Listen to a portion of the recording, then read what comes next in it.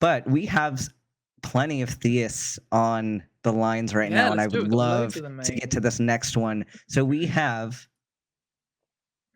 Hayley, pronouns are she, her, in Delaware, and it says, atheists are far more hateful than believers, and you can prove it. Would you like to tell us I'm more about excited this? for this one. Let's go, Hayley. Yes, absolutely. I'd say ever since its inception, since Christianity's inception, atheists have just had their knives out to just attack any theist they've seen. Since year one, when Jesus was born, they've just caused all sorts of discourse and rancor throughout the global community. Okay. For example, and in comparison, so like you're saying that atheists are worse than Christians, but also all other religious people, or other religious I'd people say included? I'd say Christianity would be the main focus of the hatred. It's just sort of been nonstop, I'd say. And May I when you ask say you a hated, question? oh, sorry, you go on, Ben. Oh, have you heard of the Crusades? The Crusades? Yeah. Who started those? Christians, but I mean, that was then, this is now. That was like sort of our dirty Wait, what? Well, that was hold then. on. You said that you initially started off saying that since the inception of Christianity that they've been the targets, and then you said, well, but that's the Crusades were then and this is now. So are we talking atheists have been worse for all time, or are we shifting now to just the modern day? Was maybe during the Crusades the Christians were worse? The modern day, I'd say. For the past 300 years, approximately. 300. So when did the slave trade end? The slave trade ended around that time. I'd say they're sort of in a league of their own with that. With that, in that there was lots of Christians doing that, right?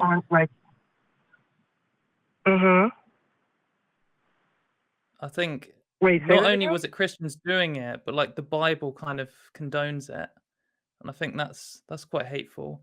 I guess we could carry on picking out examples of things that Christians have done that are horrible, but I guess how would you? I'm trying to work out what kind of claim you're actually making. Are you saying like if we measured the hate from all atheists and added it up, and then we measured the hate from all Christians and added it up, it would just be more from atheists? Because I mean, I don't really know how I'd measure that. Like, what's in your mind when you're saying that atheists are hateful? What's like the thing that's inspiring? Because if I said Christians are hateful, which I wouldn't necessarily make like such a sweeping claim, some Christians are hateful, and an example I might have in my mind would be like trying to take away minority rights in the USA at the moment. Like that, I feel that's driven by hate. You know, trying to stop gay people from being able to be married, trying to stop women from having abortions, trying to stop trans people from having healthcare. Like that in my mind is driven by hate, and that's one of the most sort of hateful things that affects me day to day. And so you must have something in your mind where you think, oh, atheists are so hateful. Maybe you're not spending so much time thinking about feminism and LGBT rights, but maybe you're thinking of something like, oh, that thing that those atheists do. So like what's the thing that's sort of driving you to make this claim? I think it has a lot to do with my upbringing. Ever since I was a kid, atheists have been extremely loud and incredibly close.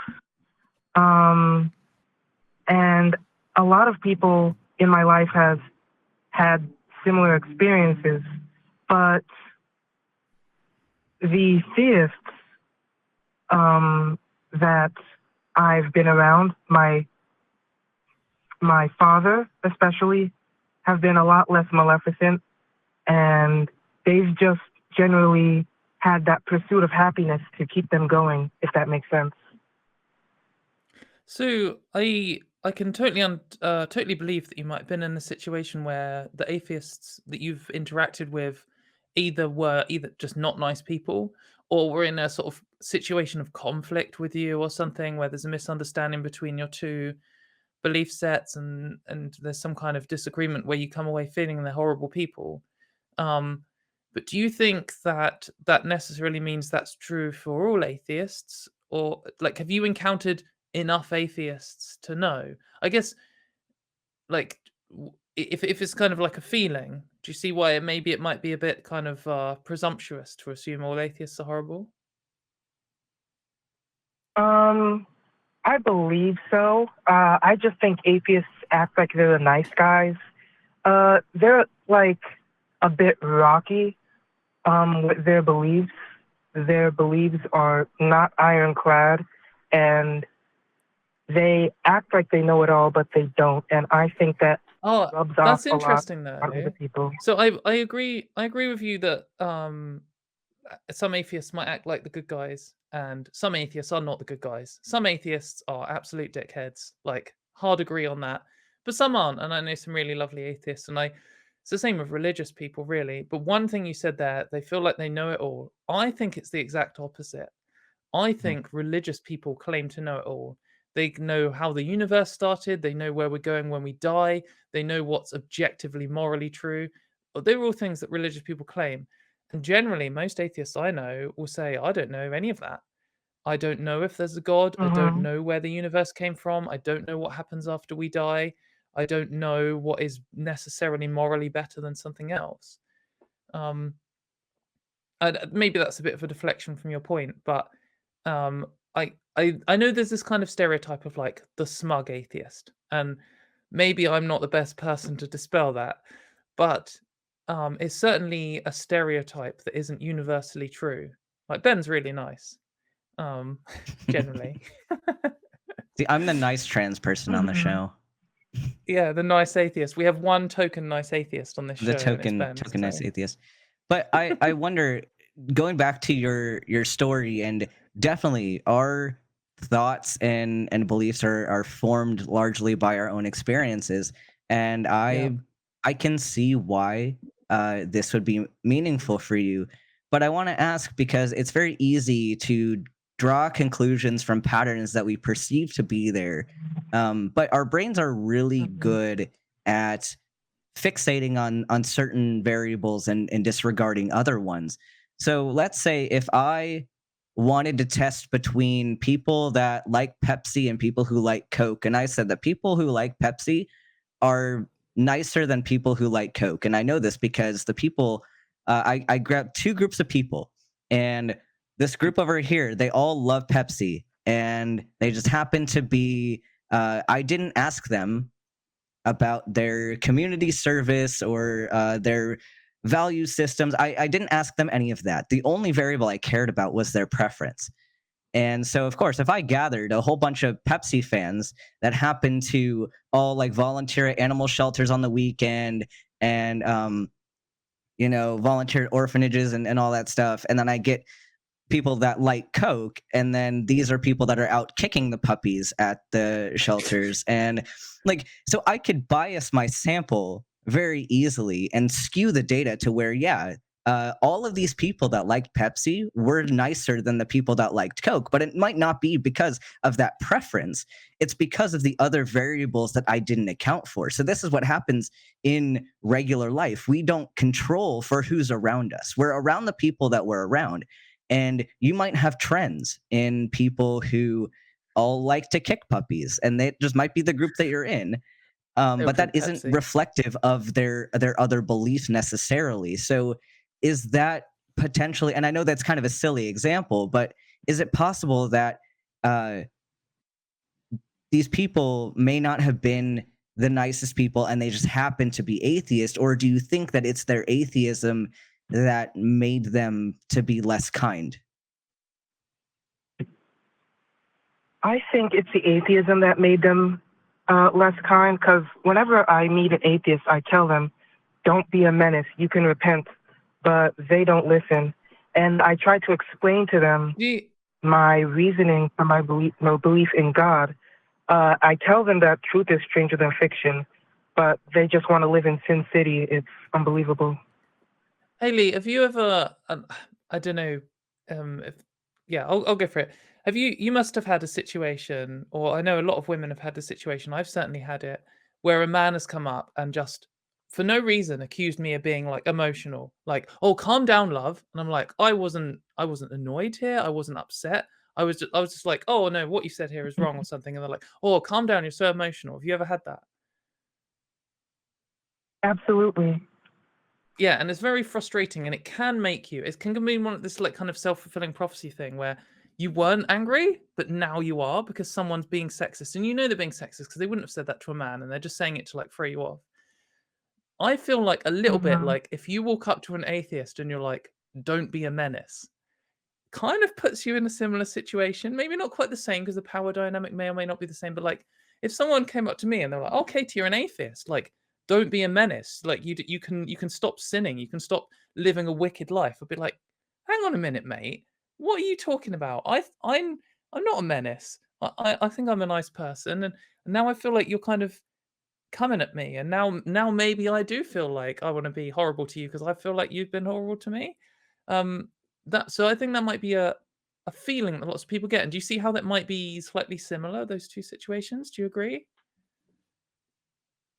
I'd say so. I think a lot of my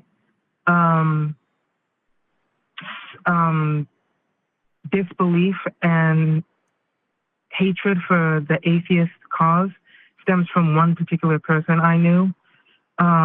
He just made me feel like I was the enemy of the state, you know, and his words were like a lethal weapon to me and just made me emotionally, just nonstop emotional torment. Well, I'm sorry to hear that. And I can, I don't even, I just totally believe you. There are some people who are horrible, but certainly there are some atheists who are horrible. And there are some atheists who feel like they need to destroy religious people in some way to upset them or to take them down or whatever. That is a thing. Certainly on the internet, you get these people in comment sections, and you do get religious people doing it too. And if you're religious, you're more likely to see the atheists because they're gonna, you're saying something religious and they're gonna come and disagree with you. Whereas a religious person who might be horrible might just be like, "Oh, Hayley's just religious like me, then that's cool," and they'll go and be horrible to an atheist instead. So you end up kind of seeing this like one-sided thing. I guess you could maybe, if you live in a situation where everyone around you is a Christian and then you meet this atheist and they come and arguing with you and they're saying all this horrible stuff, you might be like, "Oh, this is what atheists are like."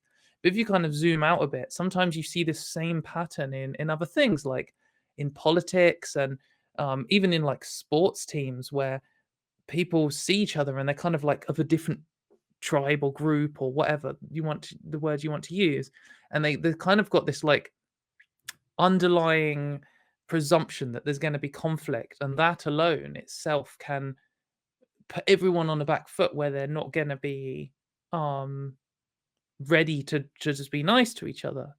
But I guess one other thing that I would add is that in some places, not the UK, but I know in some places in the US, if you're an atheist, you can face a lot of discrimination from religious people. People, you might not be able to you might lose your job if you came out as an atheist, or your family.